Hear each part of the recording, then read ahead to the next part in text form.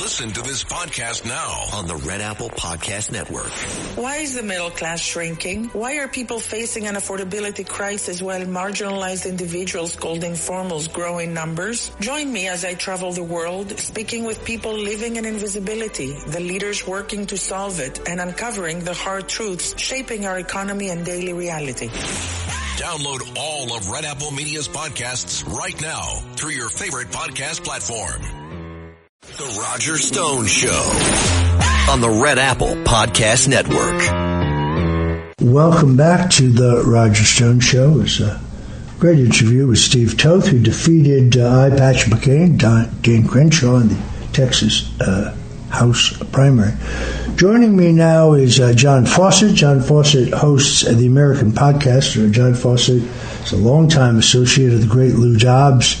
I think it's fair to say that John and I both learned a lot about politics from the great Lou Dobbs. John also learned a lot about politics from the gritty streets of Staten Island, where you learn how politics really works. He has a great podcast. I try to join him at least once a week. John and I have something in common. We actually tell you what we really think, and we don't really care what people think about that. John, welcome to the Roger Stone Show. Honored to be with you today on your show. As you said, you're with me every week, and it's a delight and honor to have you there from one of the most brilliant political minds to ever walk this earth. Well, that's very kind. I think you can be found on virtually every platform. It is indispensable watching John he's not a Washington insider, but he's got a Washington insider's knowledge of what's going on in the swamp, and we get through a lot of material in an hour-long show sometimes because there is so much going on. But let's kind of start at the top. Kristi Noem, clearly a face-saving appointment, envoy to an organization that was formed yesterday, now talking openly about the possibility of trying to challenge Senator Rounds in South Dakota, which would be a way to rehabilitate her career. But I still think she will be weighed down by the epic corruption and boorish behavior of Corey Lewandowski, and I suspect there will be investigations about his manipulation of contracts and other ethical problems at DHS. There's no doubt about that. It's indisputable. The fact, Roger, that we saw yesterday, as you mentioned, the event at Doral down in Florida at President Trump's property there, Corey Lewandowski sitting front row, I think is just a slap in the face and brazen, as I believe he's part of the reason why she was demoted. Now, there's some people who tell you this was 5D chess, that she was being promoted, but I both know that having the role taken from you, running DHS to this new position she's in now, is a clear demotion and the way of President Trump. You know President Trump for 40 years. I think I joked the other day. You know better than anyone how kind this man is, how kind he is, and the things he does for people who aren't always loyal to him and don't always have his best interests. So this was a gift from President Trump to help her save face. Running for a Senate race with all of the baggage that she carries, Roger, if the alleged affair is true, I think there's probably more. As Lou Dobbs used to say, when it seems like something's wrong, Roger, you lift up the rug, there's probably a mouse under there. It seems like she's got a few mice. Well, I mean, look, there's no question in this case where Corey attended a Republican dinner in Las Vegas, got drunk, followed this woman Odom to her door, pounding on the door, bragging about his sexual prowess. She complained to her husband called the cops. The matter was ultimately dropped, but he was fired from his job at MAGA. There's no question that it is a demotion, but the larger question here is this $220 million media contract, which, by the way, I believe is actually one of two. So there's $220 million media contract to buy television ads, both internationally and in the United States, urging people to self-deport, but they star Kristi Noem in a cowboy hat riding a horse at Mount Rushmore. This is Corey's idea of image building. I heard the president, when she testified, the president had approved this program. I'm told the president had no memory of that, was very, very displeased. And, of course, if you trace it back, this no-bid contract, which was given on a no-bid basis as discretionary spending, as an emergency act, ends up in the hands of a company that was formed the day before they received the funds, but then immediately transfers the $143 million to a company owned by a current or former partner, Corey Lewandowski's in Louisiana, with the rest of the money going to the political consulting firm that worked on Kristi Noem's 2 campaigns for governor. The optics of this are horrific. Senator John Kennedy ripped it in Senate hearings. It's thievery, is what it is, and we don't need to be building the name ID of Kristi Noem. She stars in all of these commercials. Now, yes, she is smart to say how great the president is, but this plus the Ice Barbie routine of her showing up in all these costumes at various emergency sites and arrests, I think looks really foolish. Yeah. President Trump not remembering, President Trump, like I said, I'll reiterate, 40 years. President Trump not remembering something is very rare, and the reason he doesn't remember it is because he didn't approve it. President Trump is extremely frugal in the most delightful sense, saving this country every dollar he can possibly save us. Well, and John, $300 million in a jet fleet, including the master jet with the master bedroom, so they can join the Mile High Club? Well, Roger, the most troubling, I think, part about this entire thing was I think about $150 million of that contract was flowed into a company, the Shell company, that was just 8 days old. Now, you've been in business for a long time, Roger. An 8-day-old company getting a $143 million contract.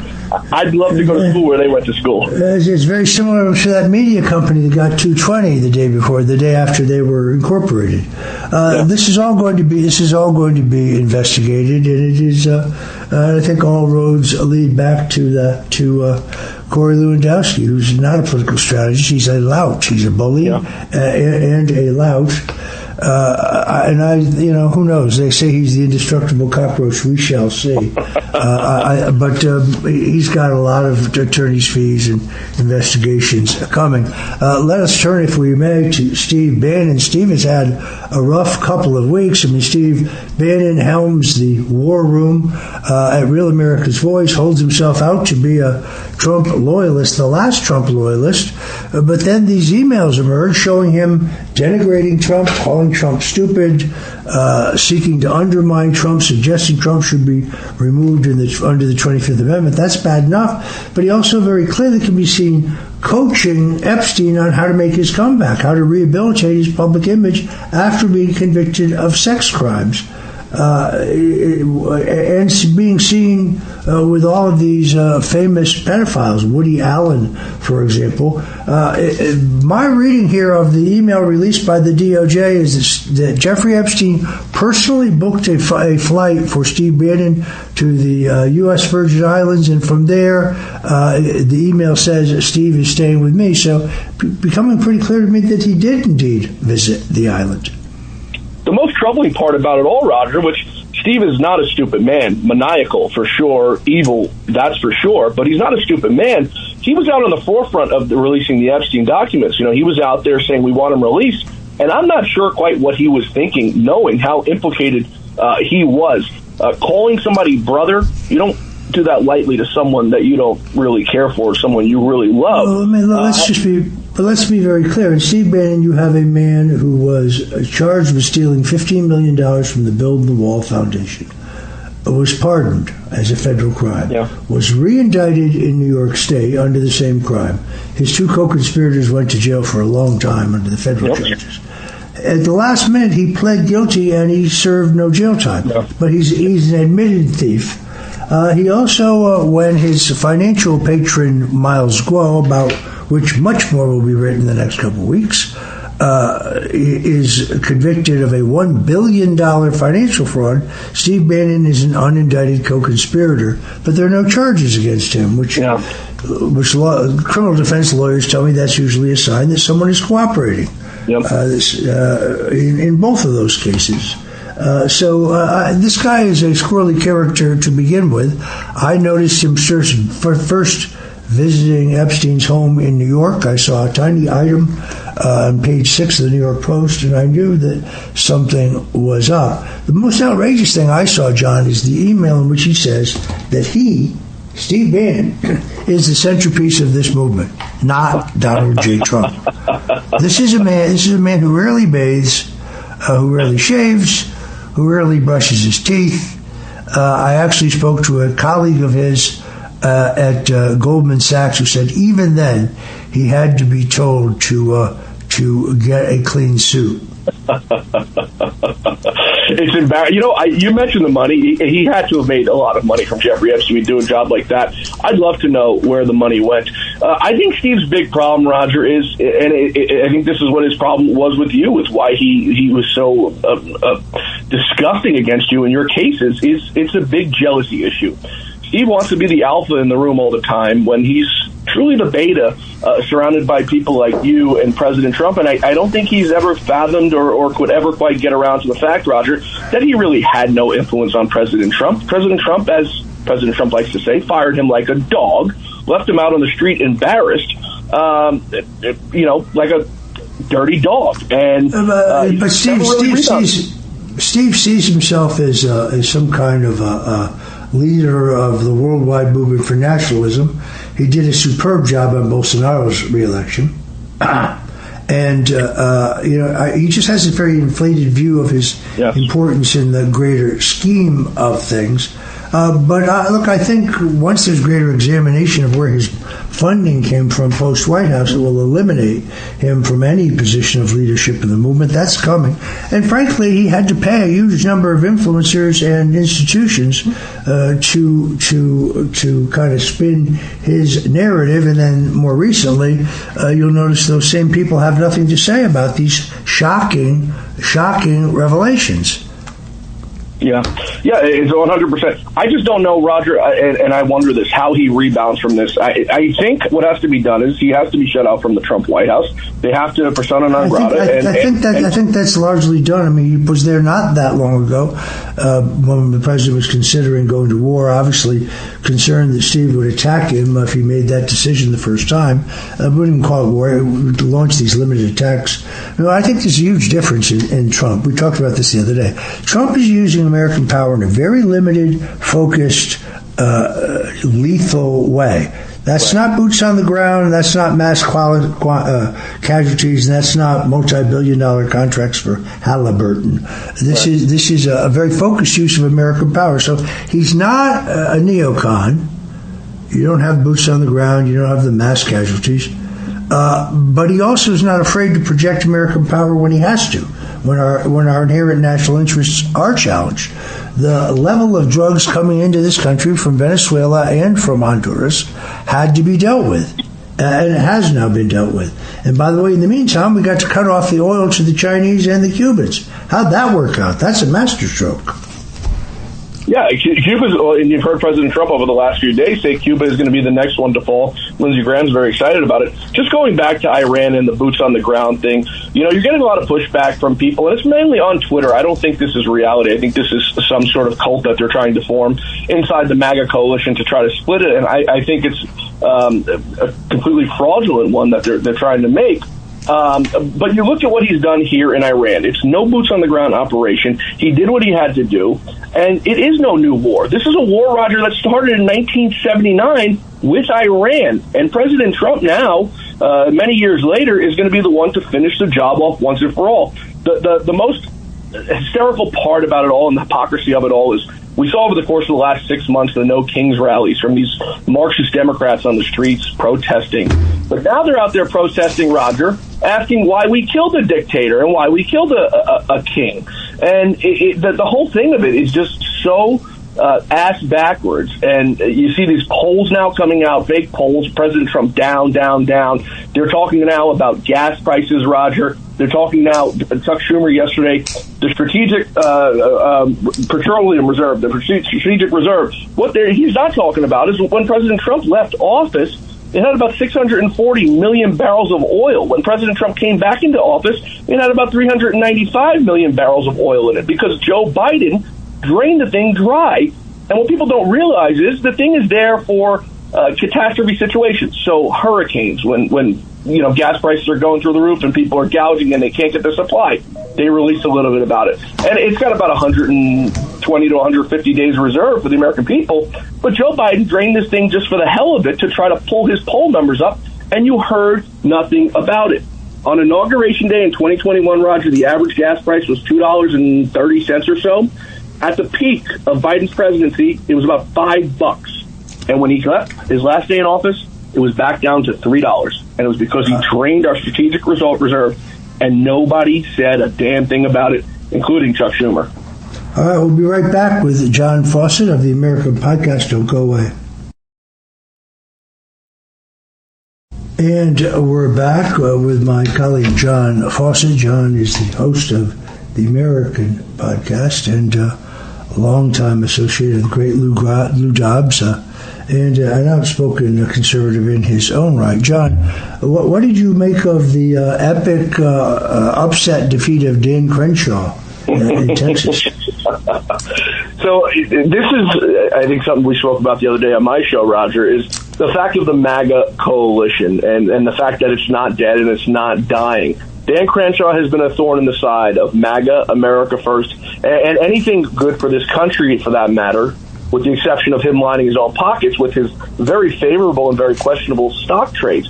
The American voter, and more importantly, Roger, the MAGA voter, have their eyes open, and I listened to your segment before with Steve Toth, a resounding victory for him with the MAGA coalition telling Dan Crenshaw to go kick rocks and head off into retirement because they're not going to stand for this. They're not going to stand for the rhino ways anymore. And you look at what President Trump has done to Congress. He's cleared that place out for the most part with the rhinos.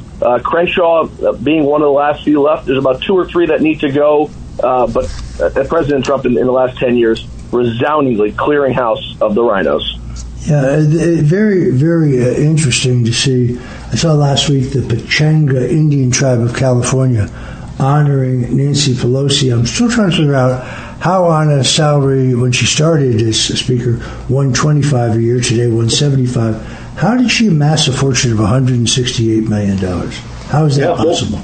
Well, when you have a husband at home, Roger, who gets very favorable insights, into what's going on and all the things that are going on behind the scenes, whether it be the military-industrial complex or anything inside of Washington, D.C., I think it gives you a very favorable view on where to place your stock picks. Make no mistake, at the age that Nancy Pelosi is at, Roger, traveling 6 hours each way, 5-6 hours each way from California to D.C. each and every week, so 12 hours, 13 hours, 14 hours, maybe a week, for a measly $174,000 when her husband's got tens of millions, if not hundreds of millions of dollars. It should be a real eye-opener to the American people, but she's grandfathered in, Roger, into this group of people, this tribe of people, no pun intended, where they have absolute immunity. It's interesting. Then you look at Mitch McConnell, who starts out as a dirt poor country judge. Yep. Mitch is now worth, I think I got this right, the public figures are a little behind where they should be, but I think he is worth something like $164 million. Much of this, however, comes from his wife, Lorraine Chow, who has used her family's relationships in communist China to get some very unique business deals not available to any other American company. Now, I can't say those deals are illegal, but I do think they're highly questionable. How do you amass that kind of fortune? By the way, she was the longest-serving member of the Trump cabinet, despite these long-term relationships through her family to communist China. This whole issue, which Tim Burchett and Anna Paulina Luna are championing, of stopping members of Congress from using inside information to trade stocks and bonds, and they should also end the revolving door. So if you leave Congress, you shouldn't be able to come back and lobby Congress 5 minutes later. There should be a waiting period. Yeah, it brings you to the question, Roger. We've been witnessing this now, but it's really intensified over the last few years because I think of great groups on Twitter. There's like Pelosi Tracker and all these different groups on Twitter that track the trades of these people, Mitch McConnell and the rest of them, and you can follow all of them and you can make the money with them. The problem is their disclosures aren't for 30 days after, so they can do 100,000, 10,000 trades, and you don't get to see them in real time. You see them 30 days after the fact, so you can't join in on the fun to make the money. It raises the million-dollar question, Roger.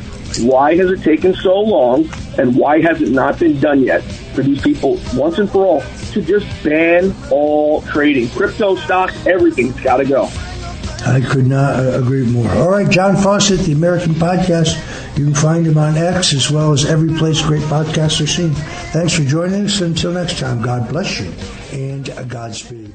Thanks for listening to The Roger Stone Show. You can hear The Roger Stone Show Sunday afternoons at 3. If you like the podcast, share it with your friends and listen anytime at WABCRadio.com and download the WABC Radio app. Hit that subscribe button on all major podcast platforms. Plus, follow WABC on social on Instagram, TikTok, Facebook, and X. See you next time for a new episode so you never have to wonder. What the heck is going on here? Listen to this podcast now on the Red Apple Podcast Network. The Leadership Thread with Dr. Peggy Polonis. I'm Dr. Peggy Polonis. Join me on each episode where I unravel the story that shaped leaders, tracing the thread that led them where they are today. Because leadership isn't born in adulthood. And thank you once again for joining us on the Leadership Thread, education, ethics, and sustainability. Download all of Red Apple Media's podcasts right now through your favorite podcast platform.